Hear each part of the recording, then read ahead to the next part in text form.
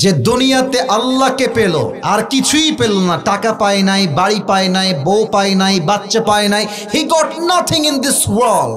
সে দুনিয়াতে কিছুই পায় নাই, বাট সে আল্লাহকে পেয়েছে। ইট মিনস সে সব কিছুই অর্জন করতে পেরেছে। আরেকজন বান্দা দুনিয়াতে আল্লাহকে পায় নাই, বাট গুলশানে ফ্ল্যাট আছে, ঢাকার উত্তরায় ফ্ল্যাট আছে, দুবাইয়ে ফ্ল্যাট আছে, লন্ডনে ফ্ল্যাট আছে, আমেরিকাতে ফ্ল্যাট আছে, কোটি কোটি টাকার মালিক সে। বাট যে আল্লাহকে পায় নাই, সে সব কিছু পেয়েও আসলে কিছুই অর্জন করতে পারে নাই। ঠিক কিনা বলেন? আল্লাহ মিলা তো সব কুছ মিলা, আল্লাহ না মিলা তো দর হकीकत कुछ भी না মিলা। আল্লাহকে যে পেল সে সব পেল, আল্লাহকে যে পেল না সে যেন সব পেয়েও সবই হারিয়ে ফেললো। যুবক ভাইরা, ঠিক আছে কিনা বলো? ইমাম গাজ্জালী রাহমাতুল্লাহি আলাইহি বলেছেন, if you dream to get closer to Allah সুবহানাহু ওয়া তাআলা, Allah will open the door for you. যে বান্দা আল্লাহকে পাওয়ার জন্য চেষ্টা করে, স্বপ্ন দেখে যে আমি আল্লাহর প্রিয় বান্দা হয়েই ছাড়বো, আল্লাহ চতুর্পাশে তাকে পাওয়ার জন্য অসংখ্য অহরহ রাস্তা খুলে দেয়। সুবহানাল্লাহ পড়ে সবাই।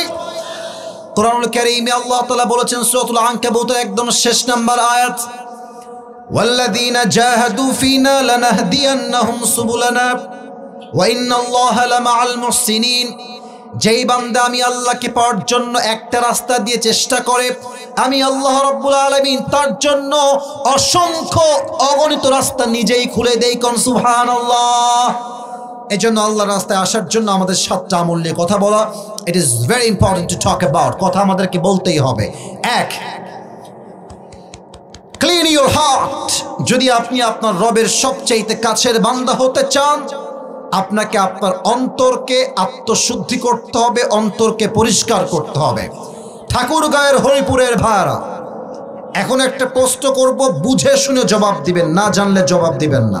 একজন মানুষ যিনি কোনো নবী নন, বাট তার সন্তানের প্রতি তার নসিহত, ইনস্ট্রাকশন, গাইডলাইন আল্লাহ তাআলার কাছে এতটা পছন্দ হয়েছে যে ওই ব্যক্তির নামে কোরআনে আল্লাহ তাআলা একটা নির্ধারিত তার নামেই সূরা নাজিল করেছে। ওই ব্যক্তির নাম কি? কে? লোকমান হাকিম। রাইট আনসার, লোকমান হাকিম। লোকমানের হাকিমের মালিকের কাছে একজন যুবক এসে বলছে, লোকমানের মালিক, আপনার কাছে যে যুবকটা চাকরি করে গোলাম হিসেবে, এই লোকমান কোনো সাধারণ যুবক নয়। তার উইজডম, তার মেধা, তার ক্যাপাসিটি, তার ক্যাপাবিলিটি, তার কথা, তার জ্ঞান, তার নলেজ, তার প্রজ্ঞা এতটা প্রশস্ত, সে এতটা জ্ঞানী মানুষ, যখন সে কোথাও ছাগল চড়াতে যায়, গ্রামের 14 এলাকার মানুষ তার ওয়াজ নসিহত শোনার জন্য একটা মাঠে ঐক্যবদ্ধ হয়ে বসে যায়। সুবহানাল্লাহ পড়েন সবাই। লোকমানের হাকিমের মালিক বলছে, রিয়েলি? Is it true? এটা কি সত্য? না না, অসম্ভব, কারণ আমার তো গোলাম। সে এতটা চালাক নয়, এতটা প্রজ্ঞাপূর্ণ সে নয়। তো সেই যুবক বলছে, মালিক আপনি একবার তার মেধাকে যাচাই করে দেখেন সে কত মেধাবী। তো বলছে, ঠিক আছে তুমি যাও, লোকমান আসলে আমি টেস্ট করে দেখবো তার ট্যালেন্ট কত বেশি, তার মেধা কত ভালো। তো লোকমান ছাগল চড়িয়ে আসছে বাসায়। মালিক বলছে, লোকমান এদিকে আসো। লোকমান এসেছে। মালিক কি হয়েছে, কি বলবেন? তোমাকে একটা কাজ দিচ্ছি, কাজটা আমাকে করে দাও। কি কাজ? বলছে, তুমি এখান থেকে যাবা, ওয়াজবাহ শাতান, একটা ছাগল জবাই করবা। ছাগল জবাই করে ওয়াখরিজ মিনহা আতয়াবা মুদগাতাইন, ছাগলের সবচাইতে পবিত্র অংশ কেটে আমার কাছে নিয়ে আসবা। লোকমান বলছে, মালিক ঠিক আছে, যেমন বলবেন যাহাপনা তেমন করতে আমি বাধ্য থাকিব। বের হয়ে গেছে। যাওয়ার পরে একটা ছাগল জবাই করেছে। ঠাকুরগাঁয়ের ভাইরা, ছাগল জবাই করে ছাগলের সবচেয়ে পবিত্র অংশ কলিজা কেটে মালিকের কাছে নিয়ে আসছে। বলছে, এই নেন মালিক, এটাই হচ্ছে ছাগলের সবচেয়ে পবিত্রতম অংশ, এই নেন। মালিক বলছে, মাশাআল্লাহ, you have done really amazing, it is right, এটাই হচ্ছে ছাগলের সবচেয়ে উত্তম অংশ, কলিজা বা হৃদয়। কলিজা বা হৃদয়। লোকমান আর একটা কাজ করবা, এখন আবার যাও, ওয়াজবাহ শাতান, আর একটা ছাগল জবাই করবা, ওয়াখরিজ মিনহা আখবাতা মুযগাতাইন, বাট এবার ছাগলের সবচেয়ে পবিত্র অংশ নয়, নাপাক অংশ কেটে আমার কাছে নিয়ে আসবা। বলছে ঠিক আছে লোকমান, এবার বের হয়ে যাও। লোকমান গিয়েছে, আবার ছাগল জবাই করেছে, আবার ছাগলের সবচেয়ে নাপাক অংশ কলিজায় কেটে নিয়ে আসছে। বলছে মালিক এই নেন ছাগলের সবচেয়ে অপবিত্র অংশ, হৃদয় বা কলিজা। মালিক বলছে লোকমান না, ভেবেছিলাম তুমি অনেক বুদ্ধিমান, অনেক মেধা, অনেক জ্ঞান তোমার, বাট তুমি আসলে একটা বোকা ছেলে। কারণ ছাগলের পবিত্র অংশ আনতে বললাম, তাও আনলা কলিজা, বললাম অপবিত্র অংশ আনো, তাও আনলা কলিজা। How can it possible ma'am? একই একটা অংশ, একবার পবিত্র আবার অপবিত্র কেমন করে হয় লোকমান? তোমার তো মেধা আসলে ভালো না, তুমি তো বোকার ঘরের বোকা। লোকমান ছিলেন বড্ড জ্ঞানী, বলছেন মালিক আমি কি বোকা না জ্ঞানী এটা পরের বিষয়, দ্যাটস আ ডিফারেন্ট সাবজেক্ট, ভিন্ন বিষয়। বাট সত্য কথা হচ্ছে প্রত্যেকটা প্রাণীর দেহে একটা ছোট্ট গোস্তের টুকরা আছে, যদি এইটা পবিত্র থাকে পুরো দেহটাই পবিত্র থাকে, যদি এইটা নষ্ট হয়ে যায় পুরো দেহটাই নষ্ট হয়ে যায়। আরে মানুষের পরিচয় তো তার চেহারা দিয়ে নয়, মানুষের পরিচয় হচ্ছে তার দিল দিয়ে, তার অন্তর দিয়ে। যুবক ভাইরা, একটা মানুষ দেখতে খুবই সুন্দর বাট অন্তরটা নষ্ট, দেখবেন তাকে দেখলে মানুষ রাস্তায় থুতু ফেলতে বাধ্য হয়, ঠিক কিনা বলে? আলা ওয়াহিয়াল কলব, যার অন্তর ভালো সে মানুষটা ভালো, যার অন্তর নষ্ট সে মানুষটাই নষ্ট। অতএব মূল জিনিসটাই হচ্ছে হার্ট বা হৃদয়। আবার এই হৃদয়টা হচ্ছে হাদিসের ভাষ্যমত অনুযায়ী মোট 3 প্রকার। হরিপুরের ভাইরা হাত দেখে বলেন মোট কয় প্রকার? এই ডান হাতটা সবাই আপনার এখানে রাখেন, সবাই আমি বলি আপনারা বলেন, এখানে আছে আমাদের কলব বা হৃদয়। বলেন সবাই, এই যে হাত আমাদের এখানে আছে, এখানে কি আছে? কলব বা হাত নামা। এই কলবটা হচ্ছে 3 প্রকার, এক হচ্ছে সুস্থ, আর এক হচ্ছে অসুস্থ, আর এক হচ্ছে মৃত। আমার কথা কেউ ফেলাই দিবেন না, হয়তো আপনি প্রথম শুনছেন কথাগুলো, বাট আই রিয়েলি বিলিভ, আমি বিশ্বাস করি আজকের প্রত্যেকটা বাক্য ইনশাআল্লাহ আপনার জীবনকে পরিবর্তন করবে, ঠিক কিনা বলেন যুবক ভাইরা? সুস্থ আত্মা কাকে বলে? ফালিয়াউমা লা ইয়ানফাউ মালু ওয়ালা বানুন ইল্লা মান আতাল্লাহা বিকলবিন সালিম, যার আত্মায় হিংসা নাই, বিদ্বেষ নাই, শিরিক নাই, বেদাত নাই, এটাই হচ্ছে পবিত্র আত্মা। কিয়ামতের দিন আল্লাহ তাআলা যার কলবটা পরিষ্কার হবে তাকে নিজেই জান্নাতের সুসংবাদ দিবে। পড়েন সবাই সুবহানাল্লাহ। অসুস্থ আত্মা বোঝাবার স্বার্থে আপনাদেরকে একটা বিষয় বুঝতে হবে। আচ্ছা, আমরা এখন বসে আছি, রাত বাজে 11টা ঠিক 40, আমি উঠেছি 11টার সময়। আচ্ছা, এখন হচ্ছে ডিসেম্বর মাসের 9 তারিখ। বলেন সবাই কয় তারিখ? আচ্ছা, আমাদের এটা কত সাল যেন? 2000, আমি জানি আপনারা জানেন, একটু বলেন না ওয়াজের জন্য। বলো সবাই 2024 সাল। আচ্ছা, হরিপুর, রংপুর, আপনাদের এদিকে ঠাকুরগাঁয়ের মেন শহর, ওদিকে পঞ্চগড়, এদিকে ঠাকুরগাঁয়ের এদিকে আপনার আছে হচ্ছে ওই যে দিনাজপুর, ওদিকে আপনার আছে পীরগঞ্জ, বিভিন্ন জেলায় জেলায়, এলাকায় এলাকায় ক্লিনিক বা হসপিটাল আছে না নাই? আরে ভাই কথা কম, সবাই আছে না নাই? আচ্ছা, কেউ অসুস্থ হয়ে গেছে, ডাক্তারখানা, চেম্বার, এলাকা এলাকা ডাক্তারখানা, যুবক ভাড়া, বলো সবাই আছে না নাই? আচ্ছা, আমি আপনাদের সবাইকে নিয়ে যেতে চাই 100 বছর আগে, 1924 সাল, 100 বছর আগের কথা। তখন কি এই ক্লিনিক ছিল না কবিরাজ ছিল? হ্যাঁ, রাইট আনসার, কবিরাজ ছিল, বা এটাকে বলা হয় ওই যে আপনার ওঝা, কবিরাজ কিংবা ওঝা। তো আগের যুগে কাউকে সাপে কাটলে ডাক্তারখানায় সে যেত না, কারণ ডাক্তারখানা ছিলই না, ছিল কবিরাজ কিংবা ওঝা। তো ওঝার কাছে এসে প্রথমে বলতো যে স্যার আমাকে তো এই জায়গাতে সাপে কেটেছে। তো ওঝা কেমনে বুঝবে যে এই সাপটা কি বিষাক্ত সাপ নাকি বিষহীন সাপ? এটা বোঝার জন্য ওঝা একটা কাজ করতেন, ছোট্ট একটা বাটিতে লবণ রাখতেন, আর মরিচ বেটে রাখতেন। ঠাকুরগাঁয়ের ভাড়া লবণ এবং, কথা বলতে হবে, লবণ এবং একটা বাটিতে রাখতেন।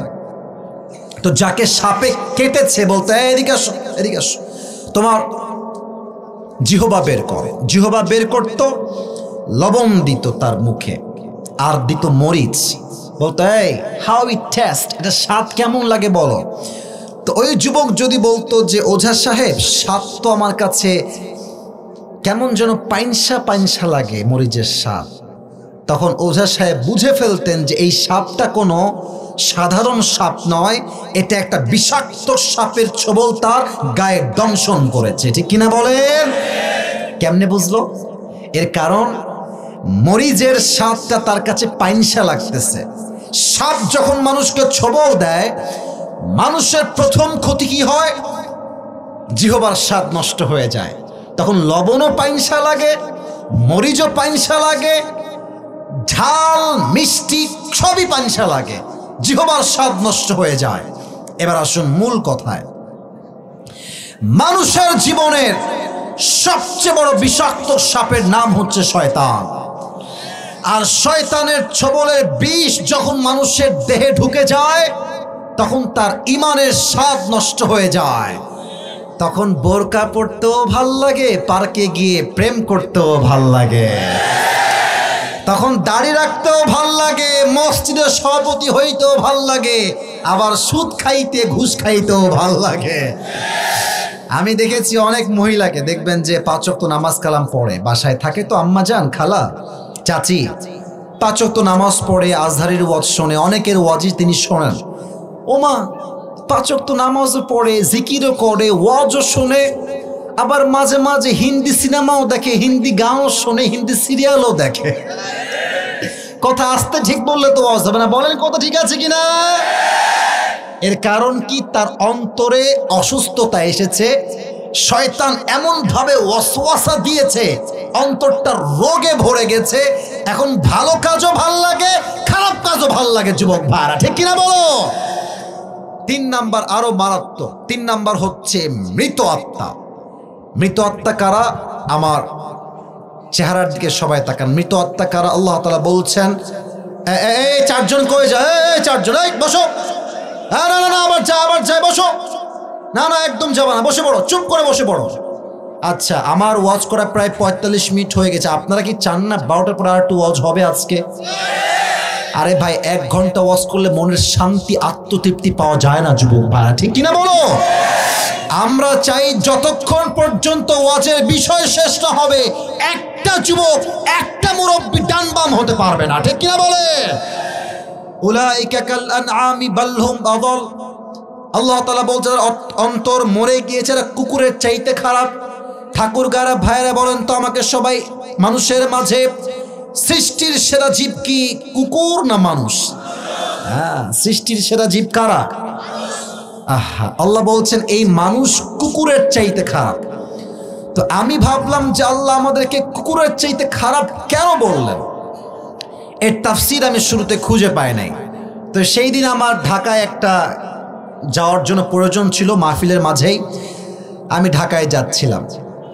তো আমি ইউটিউবে ঢুকেছি, ইউটিউবে তো দেখলাম সাইদি সাহেবের একটা ওয়াজ আসছে। সাইদি সাহেবের লেখা আছে, আপনারাও সার্চ করতে পারেন কালকে বাসায় গিয়ে, ময়মনসিংহে সাইদি হুজুরের ওয়াজ। আমি ওয়াজটা এমনি বসে বসে শুনছি। তো উনিও ওয়াজ করতে করতে এই আয়াতের তাফসীর পেশ করলেন যে মানুষ কুকুরের চাইতে এত খারাপ কেন হয়ে গেল, আল্লাহ মানুষকে কুকুরের চাইতে খারাপ কেন বললেন? উনি বললেন, এখন বাজে মনে করেন যে রাত 12টা, মাহফিল যখন শেষ হবে 12:30টার সময়, দেখবেন যে রাস্তা শুনশান হয়ে আছে, কেউ নাই। রাস্তায় কিছু কুকুর থাকে না হরিপুরের ভাইয়েরা? আমার সাথে কথা বলেন না, কিছু কুকুর থাকে না? একা গেলে বুঝবেন বাস কারে কয়। এরি ভাই রে ভাই এমন জোরে ঘেউ ঘেউ করে, অনেক মুরব্বীরাও চিল্লায়, মা তুমি কোথায়, ভয় পেয়ে যায়। তো দেখেন, রাত বাজে 1টা, আমি আসিফ হুজুরের একটা কুত্তা আছে, তার নাম হচ্ছে টমি। নাম কি বলেন সবাই? টমি। আচ্ছা, আমি এখন আছি, এই যে লাইট দেখতে পাচ্ছেন ডানে, লাইটের নিচে আছি, একটু বুঝবেন, আমি এক্সাম্পল দিচ্ছি প্র্যাকটিক্যালি বোঝাবার স্বার্থে। এই লাইটের নিচে আমার চেহারা আছে, আমাকে দেখা যাচ্ছে, কিন্তু আমি এখনো লাইটের নিচে আসি নাই, আমি আছি ঠিক ওই অন্ধকারে পেছনে। তো কুকুর যে বাসায় পাহারা দেয়, ও যখন দেখে দূর থেকে কোনো মানুষ আসছে, দেখবেন দেখার সাথে সাথে ঘেউ ঘেউ ঘেউ ঘেউ ঘেউ করে, চিৎকার দিয়ে ওঠে, কিন্তু মালিকের চেহারা সে এখনো দেখে নাই। আমি যখন অন্ধকার থেকে আস্তে আস্তে হেঁটে এই লাইটের নিচে আসছি, আমার চেহারা দেখা যাচ্ছে যে আসিফ হুজুর চলে আসছে।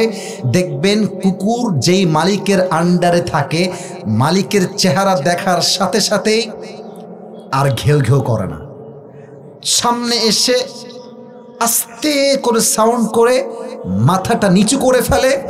আমার মনে হয় কুকুর তার ভাষায় মালিককে বলে, sir I am extremely sorry, আপনাকে আমি চিনতে পারি নাই আগে, মাথা নিচু করে ফেলে।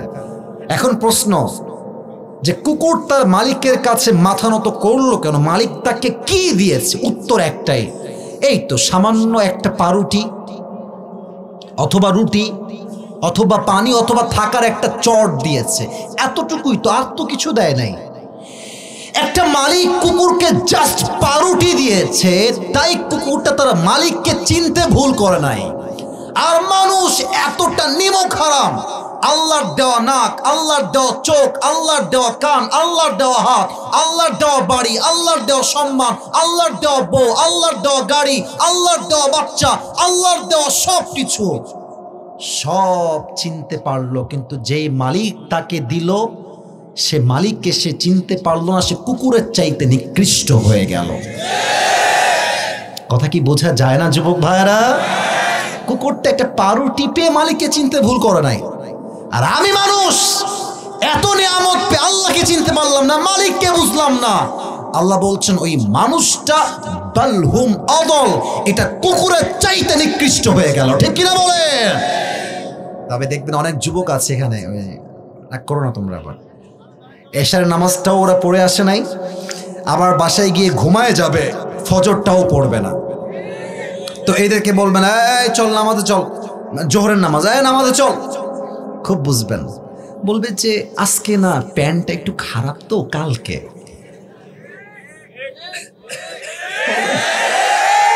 আসলে প্যান্ট খারাপ কেন? তোর কি বিয়ে হয়েছে নাকি? না বিয়ে হয় নাই ভাই, তো প্যান্ট খারাপ কেন? বলছে প্যান্টটা আসলে খারাপ নয়, ওর চরিত্রই খারাপ। যুবক ভাড়া, ঠিক কিনা বলো? এখন এই হাদিসটা বলতে গিয়ে তো আমার একটা গল্প মনে পড়ে গেল। বললে বলা যায় নাকি বলা যাবে না? না না বলা যাবে না, আপনারা রাগ করবেন না, থাক থাক থাক। বলা যাবে কি যাবে না? জাস্ট বোঝাতে চাই, যুবক বয়সে যে ভালো হবে তার ভালো হওয়ার দাম আছে, শেষ বয়সে গিয়ে সারা জীবন পুংটামি করে হাজী সাহেব হয়ে যাবে, 2 পয়সা আল্লাহর কাছে নাই। যুবক ভাড়া, ঠিক কিনা বলো? ছোট্ট একটা গল্প বলে আবার হাদিসে যাচ্ছি। ওই এক ব্যাঙ আর সাপ খুব বন্ধুত্ব, হ্যাপি বন্ধুত্ব, গলায় গলায় পিরিত। তো একদিন ব্যাঙ সাপকে বলছে, বন্ধু তোমার চেহারা just looking like a wow, অনেক সুন্দর, তোমার যে গায়ের রংটা ব্ল্যাক কালার, জাস্ট ওয়াও, অনেক সুন্দর বন্ধু। আর তুমি যখন রেগে যাও এমনি ফস করে ফেনা তুলো, দেখতে খুবই সুন্দর লাগে আমার কাছে। সাপ তো পামপট্টি খেয়ে ফুলে গেছে একেবারে, বলছে বন্ধু আসলে কি আমি অনেক সুন্দর? বলছে হ্যাঁ বন্ধু তুমি অনেক সুন্দর। তো ব্যাঙ বলছে, বন্ধু তোমার সব কিছুই সুন্দর ঠিক আছে, বাট তোমার একটা বিষয় আমার ভাল লাগে না। কি বন্ধু বলো? বলছে বন্ধু তোমার চেহারাও সুন্দর, গায়ের রং সুন্দর, ফসফসও সুন্দর, বাট তুমি যখন রাস্তা দিয়ে হেঁটে যাও এরকম তিরিং বিরিং করে হাঁটো, এই তিরিং বিরিংটা আমার ভালো লাগে না। তো বন্ধু তুমি কিন্তু সোজা হয়ে হাঁটতে পারো না? সোজা হয়ে হাঁটবা। সাপ বলছে, বেয়াদব, এত বড় দুঃসাহস তো, তুই আমার ভুল ধরিস? এমনি ফস করে উঠেছে। ব্যাঙ বলছে, ওরে বাবা এত প্রশংসা করলাম, একটাও ভাল লাগলো না, একটা বদনাম করলাম, গায়ে লেগে গেল। বন্ধু তুমি তো লোক সুবিধার না, এক লাফ দিয়ে পুকুরে পড়ে গেছে। এদিকে বামে ছিল একটা রাখাল, বলছে কে রে, ফসফস করে উঠলো রে, দৌড় দিয়ে আসছে, দেখছে মাশাআল্লাহ সাপ মামা এমনি ছবল তুলে আছে, আর রাখালের হাতে ছিল বিশাল বড় একটা লম্বা লাঠি। সাপকে দেখে বিসমিল্লাহ বলে ওখানেই শুরু করে দিয়েছে, মার। সেই মায়ের 5 মিনিট এমন পিটানি দিয়েছে সাপকে, 5 মিনিটে সাপ সোজা হয়ে গেছে। এখন 2 ঘন্টা পর ব্যাং বলছে, কি রে বন্ধু, কোনো ফসফস করে না, বন্ধু গেল কোথায়? ব্যাং লাফ দিয়ে উঠে আসছে, তো দেখছে আমার বন্ধু তো আর ব্যাকা নাই, বন্ধু সোজা হয়ে গেছে। দৌড় দিয়ে আসছে, বন্ধুর হইল কি, বন্ধু সোজা হইল কেমনে? এসে দেখছে বন্ধুর জিহবা দিয়ে ফেনামেনা সব বের হয়ে, বিষ বের হয়ে বন্ধু মরে গেছে। এবার ব্যাং বলছে, বন্ধু আপনি সেই সোজা হইলেন, তবে ফেনা বের হয়ে সোজা হইলেন, ফেনা থাকতে আর সোজা হইতে পারলেন না, ঠিক কিনা বলে? তো যুবক, তোমরা একদিন ভালো হবা, বাট যৌবনের জ্বালা বড় জ্বালা, যৌবনের জ্বালাই যুবককে আজকে মসজিদে আসতে দেয় না যুবক ভাড়া, ঠিক কিনা বলো? অতএব এই বয়সে যে ভালো হবে তার ভালো হওয়ার দাম আছে, শেষ বয়সে বাধ্য হয়ে ভালো হওয়ার দাম আল্লাহর কাছে 2 পয়সাও নয়, ঠিক কিনা বলে? অতএব 1 নাম্বার, যদি আপনি আল্লাহর প্রিয় হতে চান, 1 নাম্বার উপায় হচ্ছে নিজের অন্তরকে পবিত্র করতে হবে, 1 নাম্বার। 2, যুবকেরা, মুরব্বীরা আমার চোখ রাখেন, মা বাবার দোয়া যার সঙ্গে আছে সেই বান্দা আল্লাহর সবচেয়ে কাছের বান্দা। সুবহানাল্লাহ পড়ে সবাই। অনেক যুবক ভাবে আমার গার্লফ্রেন্ড মনে হয় আমার সবচেয়ে বেশি আপন। বেটা, বিপদে পড়লে বুঝবা বাপ মা ছাড়া পৃথিবীতে আসল ভালোবাসার কেউ বাঁচতে পারে না যুবক ভাড়া। আমার বয়স যখন, মুরব্বীরা আমার দিকে তাকান, মুরব্বীরা যারা আছেন, যুবক ভাইরা তো আমার কথা শুনবেন আমি জানি। এই লাল গেঞ্জি, এই লাল গেঞ্জি, এই খবরদার, কেউ ডান বাম হবে না, এদিকে এদিকে কেউ যায় না। একজন যুবক লাল গেঞ্জি, সবাই একটা কাশি দেন দেখি। লিল্লাহি তাকবীর। আমার বয়স যখন ওই 16-17, আমাদের তো বয়স কম থাকলে একটু ইচড়ে পাকা হই আমরা, তাই না? মুরব্বীরা মায়েরা যারা আছেন একটু আমার ওয়াজটা মনোযোগ দিয়ে শুনবেন। আমার বয়স যখন 17 বা 18, আমার মানে অ্যান্ড্রয়েড ফোন খুব ভাল লাগতো ওই সময়ের কথা। তো আমার আব্বা বলেছে, আব্বা আব্বা খবরদার, তুমি ছাত্র ভালো, 1 নাম্বার ছাত্র, তুমি কিন্তু এই সবে গিয়ে তোমার পড়ালেখা নষ্ট করতে যেও না, তুমি বড় হও, আলেম হয়ে যাও, তোমাকে আমি সবচেয়ে দামি ফোন নিজেই কিনে দিব। তা আমি ছিলাম খুব দুষ্ট, আমি আবার চালাকি করে গোপনে গিয়ে টাকা জমিয়ে একটা মোবাইল ফোন কিনে নিয়ে আসছি। যুবক ভাইরা, মুরব্বীরা আমার মেসেজটা বোঝা ট্রাই করবেন। তা আমি যখন মোবাইল ফোন কিনে নিয়ে আসছি, আব্বাকে কে যেন খবর দিয়েছে যে আপনার ছেলে মোবাইল ফোন কিনে চালাচ্ছে, কেউ জানে না খবরটা। আমার আব্বা আমাকে ডাকলো, আসিফ এদিকে আস। আমাকে বলছে, আব্বা তুমি কি কোনো মোবাইল ফোন কিনেছো? বলছি আমি তো মোবাইল ফোন কিনি নাই আব্বা। কে বলেছে তোমাকে? না না না, আমি তো বুঝি না এসব। ছোট্টবেলা তো বদমাইশ দুষ্ট ছিলাম। তো আব্বা বলছে, আব্বা আমি জানি তুমি কিনেছো, আব্বা শোনো আমাকে দিয়ে দাও, তোমাকে আমি নেক্সট এর চেয়ে দামি ফোন কিনে দেবো। আমি বলছি, আব্বা প্লিজ একটু বোঝা ট্রাই করো, এই বয়সে মোবাইল না চাইলে ভালো লাগে না তো। আব্বা বলছে, আব্বা দিয়ে দাও। আব্বা খুবই নরম, আমার আব্বা খুবই নরম, দিয়ে দাও আব্বা, বাড়াবাড়ি করো না, এটা ঝামেলা হবে সামনে গিয়ে।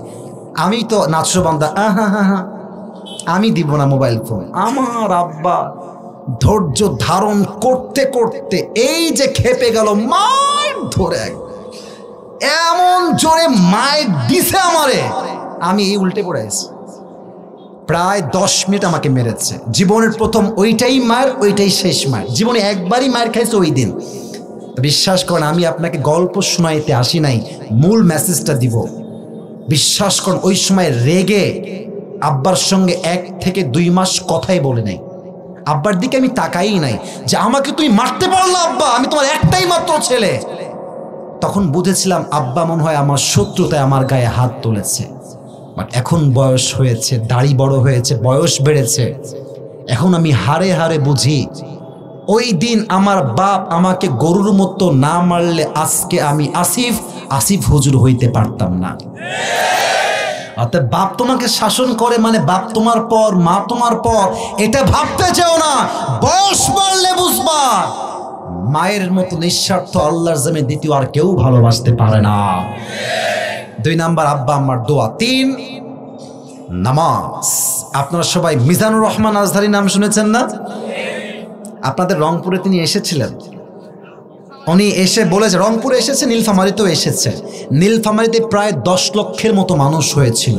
উনি বলেছিলেন নীলফামারীতে এবং রংপুরে যে আমি আমার জীবনে এত লোক আমার মাহফিলে কখনো দেখি নাই। তো ওনার একজন নানা ছিলেন, তার নাম হচ্ছে গোলাম সরোয়ার সাইদি হুজুর। কেউ কেউ নাম শুনছেন মনে হয় আপনারা, তাই না? আমি আসিফের বয়স 25-30 হবে, আমার চেহারা কি সুন্দর। গোলাম সরোয়ার সাইদি হুজুরের চেহারা আমার চাইতে 1000 গুণ বেশি সুন্দর। ওনার বয়স প্রায় 50 থেকে 55 হবে। উনি একটা কথা প্রায় বলতেন আমাদেরকে, ইস, নামাজ নাই যার ঈমান নাই তার, নামাজ নাই যার মুসলমান হিসেবে পরিচয় দেওয়ার অধিকার তার নাই। ঠাকুরগাঁয়ের ভাইরা, নামাজ হচ্ছে মুসলমানের জীবনের সবচেয়ে বড় পরিচয়। ওমরে ফারুক রাদিয়াল্লাহু তাআলা আনহুর কাছে একজন যুবক আসছে, এসে বলছে, ওমর, আমার যে মালিক আছেন তিনি প্রত্যেক দিন আমার কাছে 6 দিরহাম করে চার্জ করে।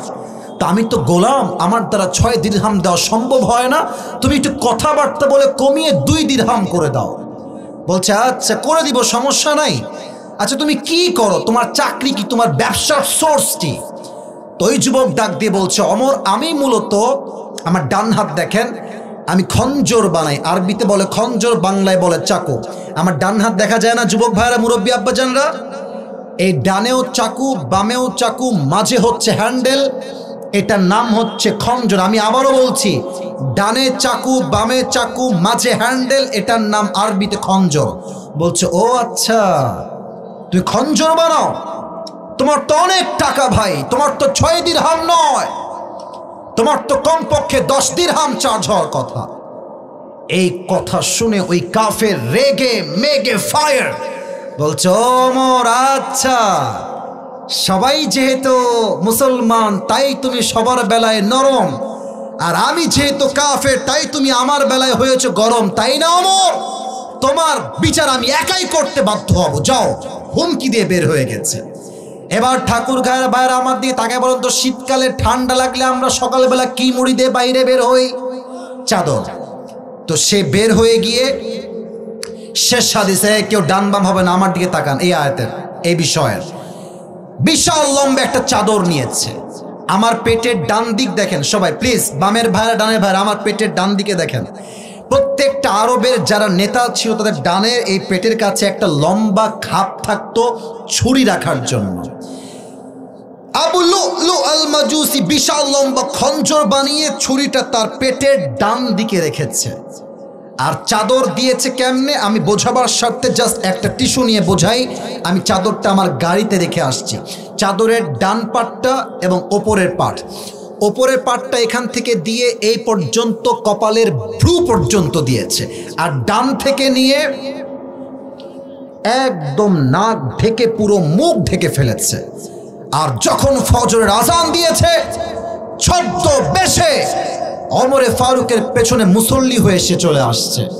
ওমরে ফারুক এসে বলছে, এই সাহাবীরা, সফু সুফুফাকুম, কাতার সোজা কর, লম্বা হয়ে দাঁড়াও। আল্লাহু আকবার, সুবহানাকাল্লাহুম্মা ওয়া বিহামদিকা ওয়া তাবারাকা ইসমুকা ওয়া তাআলা জাদ্দুকা ওয়া লা ইলাহা গায়রুক পড়েছে। সূরা ফাতিহা পড়েছে। আলহামদুলিল্লাহি রাব্বিল আলামিন, আর রহমানির রহিম, মালিক ইয়াউমিদ্দিন। সূরা ফাতিহা শেষ, কিরাত শেষ। আল্লাহু আকবার, রুকুতে গিয়েছে। যখন তিনি রুকুতে গিয়েছে, ইন দ্য মিন টাইম পেছন থেকে আবু লুলু আল মাজুসি, এই দেখেন মুয়াজ্জিনের ডান পাশে সে ছিল, ওমর তার সামনে, ডান দিক থেকে চাদরটা এমনে ধরে নামাজের মাঝে উড়াই দিয়েছে, আর পেটের ডান দিক থেকে খঞ্জরটা বের করে ওমরের সামনে চলে আসছে। সামনে এসেই চাকুটা এমনে ধরে ওমরের পেটের ডান দিক থেকে শুরু করে এমনে একটা আঘাত দিয়েছে, আবার এমনে একটা আঘাত দিয়েছে, আবার এমনে। 3টা ছুরির আঘাতে ওমরের এই 2 পেট কেটে নাড়ি ভুঁড়ি সবগুলো বাহিরে বের হয়ে গেছে। আর ওমরে ফারুক নামাজের মাঝে চিৎকার দিয়ে বলছে, কতালানি আল কাল, আমাকে একটা কুকুর হত্যা করেছে, আমাকে কে আছো, বাঁচাও। নামাজের মাঝে ওমরে ফারুক ছুরির আঘাত খেয়ে অজ্ঞান হয়ে এমনি পড়ে গেছে। আর ওই কাফের যখন ওমরকে আঘাত করে বের হয়ে যাবে পেছন দিক থেকে, সব সাহাবীরা ধরতে গেছে, ধর, যেই হাত বাড়িয়েছে ওর দিকে তাকেই এমনি ছুরি দিয়ে এক চূড়া আঘাত করছে।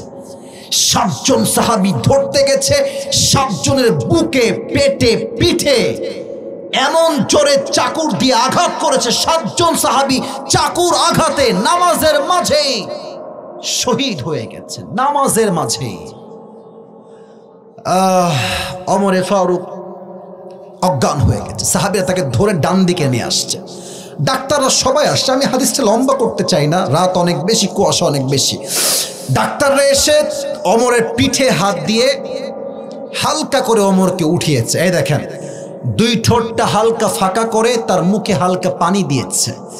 যখন মুখে পানি দিয়েছে, মুখ দিয়ে পানি ঢুকে, গলা দিয়ে পানি নেমে, বুক দিয়ে পানি নেমে, পুরো 2 পেট কেটে পানিগুলো সব বাহিরে গলগল গলগল করে বের হয়ে গেছে। ডাক্তাররা বলছে পানি দিয়ে কাজ হবে না, দুধ নিয়ে আসো, দুধ গাঢ় খাবার সহজে বের হবে না। এবার সাহাবীরা দৌড় দিয়ে গিয়ে দুধ নিয়ে আসছে। ওমরে ফারুকের 2 পিঠের 2 দিকে হাত দিয়ে সাহাবীদেরকে হালকা করে উঠিয়েছে, আবার 2 ঠোঁট হালকা ফাঁক করে দুধ দিয়েছে তার মুখের ভিতরে। দুধ গলা দিয়ে নেমে, বুক দিয়ে নেমে, পুরো পেট কেটে সবগুলো দুধ গলগল গলগল করে বাহিরে বের হয়ে গেছে।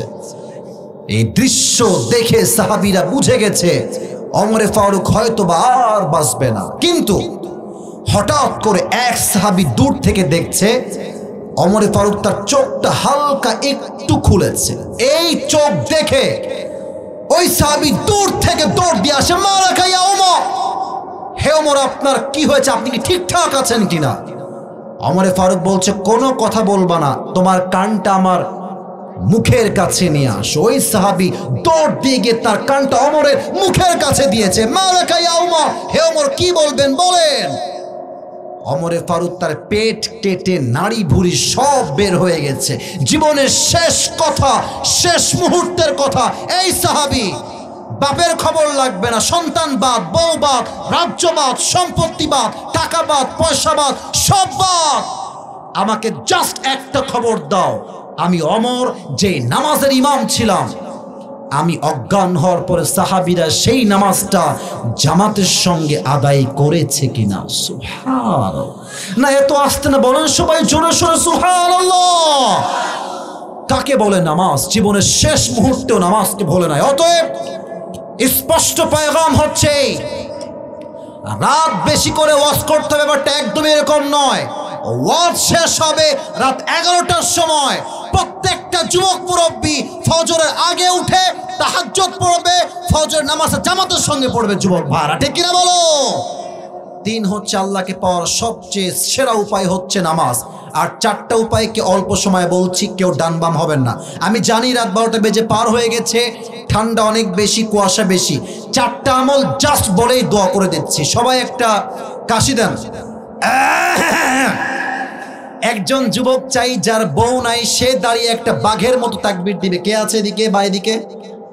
সিঙ্গেল যুবক লিল্লাহি তাকবীর বলবে বাঘের মতো। কেউ নাই? বাঘের বাচ্চা দাঁড়াও, দেন তাকবীর দেন একটা, দেখি কেমন পারেন। না আপনার বিয়ে হবে না, বসেন, গায়ে জোর না। তুমি দাও দেখি ভাই।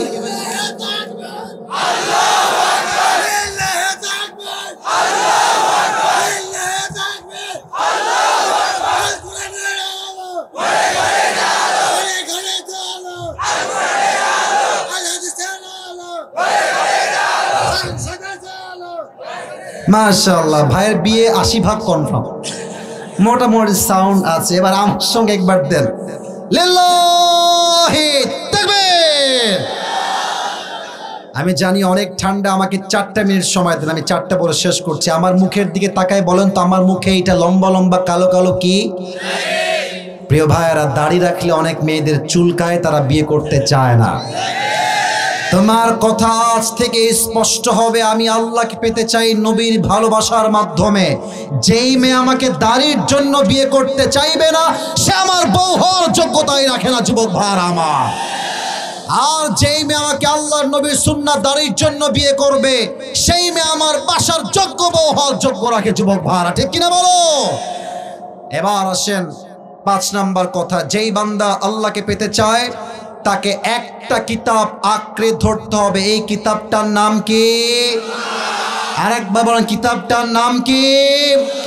আগামীতে সংসদ চলবে কোরআন দিয়ে। আমরা সবাই চাই কি চাই না এই সংসদে কোরআনের আইন পাশ হলে এই দেশটা ধর্ষণ মুক্ত হবে ঠাকুরগাঁয়ের ভাড়া। এই দেশে সুদ থাকবে না, ঘুষ থাকবে না, পুরো দেশটাই সোনার বাংলাদেশ হয়ে যাবে, ঠিক কিনা বলেন?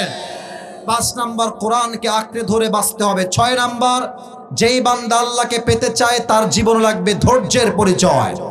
এই যে ধৈর্য নয়, লাল জামার এই লাল জামা বসো। 6 নাম্বার ধৈর্য। অবশ্যই বুঝে গেছি 12টা বেজে পার। এবার সবাই 2 হাত তোলেন, সবাই রেজ ইউর 2 হ্যান্ডস, সবাই 2 হাত তোলেন, বলেন সবাই আল্লাহ।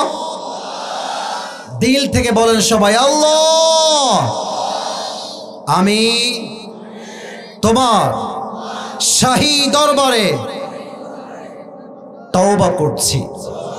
আল্লাহ, তুমি আমার জীবনের সমস্ত গুনাহ মাফ করে দাও। সকলেই দিল খুলে পড়ে না আমিন। হাত রাখেন, হাত রাখেন, হাত উপরে রাখেন, হাত উপরে রাখেন। শেষ ওয়াদা বলেন সবাই হুজুর। আরে ভাই বাঘের বাচ্চা আপনারা বলেন সবাই হুজুর। আমরা ওয়াদা করছি দোয়া শেষ না করে আমরা কেউ উঠে যাব না। বলেন সবাই উঠে যাব না। বলেন সবাই দিল খুলে ইনশাআল্লাহ। 7 নাম্বার আমলটা বলতে আপনার ডান হাতটা বুকে দেওয়া লাগবে। ডান হাতটা বুকে দেন, এটাই শেষ আমল। এটার পরে আর টাইম নিব না, আর কষ্ট দিতে কাউকে চাই না। বুকের ডান দিকে আপনার হাত রাখেন। আমি 2টা দোয়া শিখাই দিচ্ছি। 7 নাম্বার আমল, দোয়াটা পাঠ করবেন। সবাই পড়েন দিল থেকে আস্তাগফিরুল্লাহ। না, ডান থেকে আওয়াজ আসেনি, বাম থেকে আওয়াজ নাই। সবাই বলবেন, সবাই বলেন আস্তাগফিরুল্লাহ। সবাই দিল থেকে পড়েন আল্লাহুম্মা গফিরলি। এর অর্থ হচ্ছে আল্লাহ আমি তোমার কাছে আমার গুনাহের জন্য ক্ষমা চাই। আল্লাহ তুমি আমার জীবনের সমস্ত গুনাহ খাতাকে মাফ করে দাও। সকলেই দিল খুলে পড়েন আমিন। 7টা আমল আল্লাহকে পাওয়ার জন্য বলেছি। 7টা আমল বলেই দোয়া করছি। 1, এদিকে তাকান সবাই, যেই বান্দা আল্লাহর নিকটবর্তী হতে চায় তার অন্তর পবিত্র হওয়া লাগবে। এই অন্তর মোট 3 প্রকার: সুস্থ, অসুস্থ, মৃত। সুস্থ আত্মা, অন্তরে হিংসা নাই, বিদ্বেষ নাই, সুস্থ আত্মা। অসুস্থ আত্মা কারা? ভালো কাজও ভাল লাগে, খারাপ কাজও ভাল লাগে, ইমানে দুর্বলতা আছে। মৃত আত্মা কারা? এদের আত্মা, এদের দেহ কুকুরের চাইতে খারাপ। কুকুর তো একটা পাউরুটি পেয়ে মালিককে চিনতে ভুল করে নাই, আর মানুষ এত কিছু পেয়ে আল্লাহকে চিনে নাই, সে কুকুরের সাথে খারাপ হয়ে গেছে যুবক ভাইরা আমার, ঠিক কিনা বলো? 2 নাম্বার, আল্লাহকে পেতে চাইলে আব্বা আম্মার দোয়ার দরকার, বলেন তো সবাই, আছে না নাই? 3 নাম্বার, আল্লাহকে পাওয়ার জন্য সবচেয়ে বড় আমল হচ্ছে নামাজ। 4 নাম্বার, আল্লাহকে পাওয়ার ভালো উপায় হচ্ছে আল্লাহর নবীর ভালোবাসা। 5 নাম্বার, আল্লাহকে পেতে চাইলে একটা কিতাব আঁকড়ে ধরতে হবে। কিতাবটার নাম 6 নাম্বার, আল্লাহকে পেতে চাইলে ধৈর্যের পরিচয় দেওয়া লাগবে। 7 নাম্বার হচ্ছে বেশি বেশি পড়তে হবে। পড়েন সবাই আস্তাগফিরুল্লাহ। যারা উঠে যাচ্ছেন আমি কিন্তু হাত মিলাবো না, যারা আছে সবার সঙ্গে হাত মিলিয়ে ভালোবাসার আদান প্রদান করে আমরা একসঙ্গে বাসায় ফিরে যাব। বলেন সবাই ইনশাআল্লাহ। আল্লাহ আমার হরিপুরের মানুষদেরকে, আমার ঠাকুরগাঁয়ের ভাইদেরকে এই 7টা আমল অনুযায়ী জীবন চালাবার তৌফিক দান করো। সকলেই আমরা দিল খুলে পড়ছি আমিন।